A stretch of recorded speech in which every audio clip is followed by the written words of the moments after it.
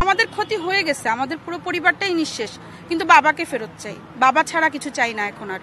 2013 সালে হত্যা মামলার একটা রায় হয়ে গেছে, সেখানে খালাস পেয়েছে আমার বাবা সহ আরো অনেকেই খালাস পেয়েছে। নিরপরাধ প্রমাণিত হয়েছে হত্যা মামলায়। তারপর থেকে বিস্ফোরক মামলা আরোপিত হয়েছে এবং 2013 সাল থেকে এই পর্যন্ত বিস্ফোরক মামলার কোনো অগ্রগতি নেই।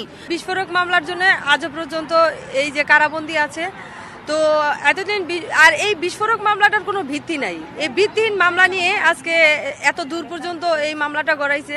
যাই হোক, এই মামলায় এই যে আমাদের যে স্বাধীনতার পরে 5ই আগস্টের পরে আমরা অনেক আশাবাদী ছিলাম যে আমরা আরো আগেও মুক্তি পাবো, কিন্তু জানি না আমরা আমাদের ভাগ্যের দোষা নাকি কেন আমরা এত খালাস পাই নাই আর এত কষ্ট পাইতেছি। 16 বছর যাবৎ আছে, 13 বছর 13 সালে রায় দিছে। এ পর্যন্ত খালি বিস্ফোরক মামলার জন্য আমাদের আটকায় রাখছে।